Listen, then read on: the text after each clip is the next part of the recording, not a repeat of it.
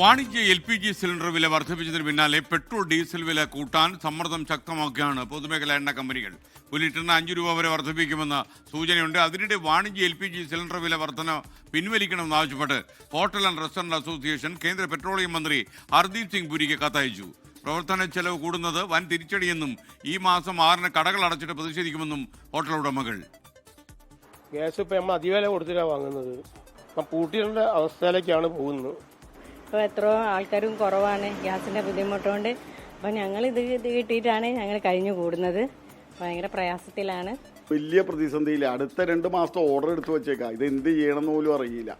ഇത് എന്തെങ്കിലും കിട്ടില്ല. ഞങ്ങൾക്ക് 10 രൂപ കിട്ടിയാലേ സ്റ്റാഫുകൾക്ക് ശമ്പളം കൊടുക്കാൻ പറ്റുള്ളൂ. ഇതിപ്പോൾ അവർക്കും കൊടുക്കാൻ പറ്റാത്ത ഈ കിട്ടുന്ന പൈസ മൊത്തം ഗ്യാസ് കൊടുക്കാനും അതിനെ തികയുന്നുള്ളൂ. ഇന്ധന വില കൂട്ടാൻ നടക്കുന്ന നീക്കങ്ങളെ കുറിച്ച് പറയാൻ ഡൽഹിയിൽ നിന്ന് അർജുൻ പീതാംബരൻ ചേരുന്നു. അതുപോലെ ഹോട്ടൽ നടത്തിപ്പിലുണ്ടായ പ്രതിസന്ധിയെക്കുറിച്ച് പറയാൻ വിപിൻ സി വിജയൻ കൊച്ചിയിൽ നിന്നും ചേരും. ആദ്യം ഡൽഹിയിലേക്ക് അർജുൻ പീതാംബരൻ ചേരുന്നു. പറയാ അർജുൻ. SK ഇന്ധന വില വർദ്ധിപ്പിക്കുന്നതിനെ സംബന്ധിച്ച് ഒരാഴ്ചക്കകം തന്നെ തീരുമാനമുണ്ടാകും എന്നുള്ള കാര്യമാണ് കേന്ദ്ര പെട്രോളിയം മന്ത്രാലയത്തിൽ നിന്നും നമുക്ക് ലഭിക്കുന്ന സൂചന. അത് ഏത് തരത്തിലായിരിക്കണം, ഏത് കാലാവധി കൊണ്ട് അല്ലെങ്കിൽ എപ്പോൾ പ്രാബല്യത്തിൽ വരുന്ന തരത്തിൽ ഇത് വർദ്ധിപ്പിക്കണം. മാത്രമല്ല പെട്രോളിനും ഡീസലിനും ലിറ്ററിന് എത്ര രൂപ വെച്ച് വർദ്ധിപ്പിക്കണം എന്നുള്ള കാര്യം കൂടിയാണ് ഇപ്പോൾ പരിഗണനയിൽ ആലോചനയിലുള്ള കാര്യം.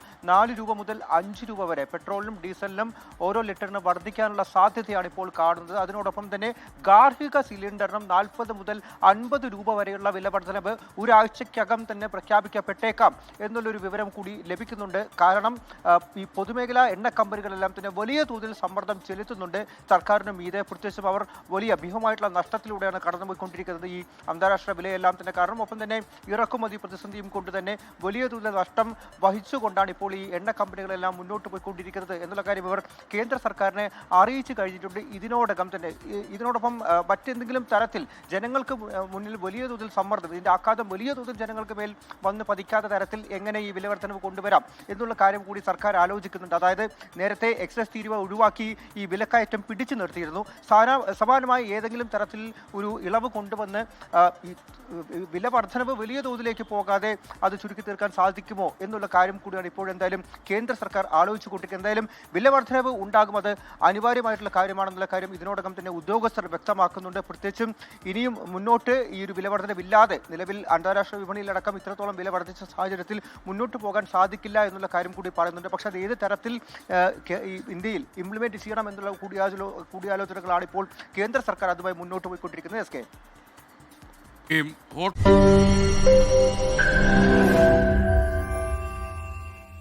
ലോകത്തെവിടെയായാലും ഏത് സമയത്തും 24 വാർത്തകളും ഓഗ്മെന്റഡ് റിയാലിറ്റി പാക്കേജുകളും എക്സ്പ്ലെയിനറുകളും വിശദമായി കാണാൻ ഞങ്ങളുടെ YouTube ചാനൽ നിങ്ങൾക്ക് സബ്സ്ക്രൈബ് ചെയ്യാം.